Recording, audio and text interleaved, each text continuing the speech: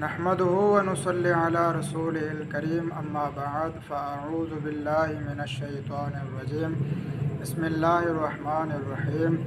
تمام احباب درود پاک پڑھ لیجئے۔ اللہم صلی علی سیدنا و نبینا و مولانا محمد وعلی آلہ و اصحابہ وبارک وسلم۔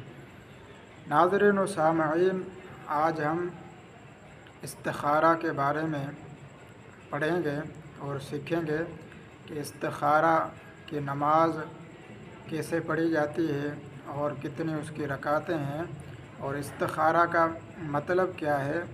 تو سب سے پہلے استخارہ کا مطلب یہ ہے کہ خیر اور بھلائی کو طلب کرنا، استخارہ کا مطلب یہ ہوتا ہے۔ اور پھر جو بھی آپ نیک کام کرنا چاہیں اور یا کسی سفر پر جانا چاہیں تو اس سے پہلے ہمیں استخارہ کر لینا چاہیے۔ اور استخارہ کی 2 رکعت نفل پڑھی جاتی ہے، جس کو نماز استخارہ بھی کہتے ہیں اور نماز قضاء حاجت بھی کہتے ہیں۔ تو اس کا طریقہ کار یہ ہے کہ سب سے پہلے ہم نیت کریں گے۔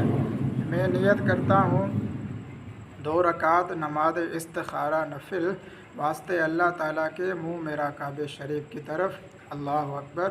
اس کے بعد ثنا پڑھیں گے اعوذ باللہ من الشیطان الرجیم، اس کے بعد بسم اللہ الرحمن الرحیم پڑھیں گے۔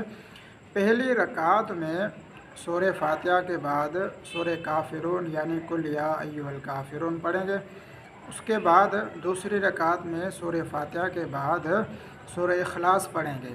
تو یہ 2 رکعت نماز جو ہے ہم پوری کریں گے، اس کے بعد دعا کریں گے۔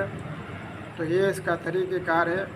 اور احادیث مبارکہ میں اس کی کیا فضیلت آئی ہے، تو حضور نبی رحمت صلی اللہ علیہ وسلم نے ارشاد فرمایا، جو شخص استخارہ کرتا ہے وہ کبھی نامراد نہیں ہوتا۔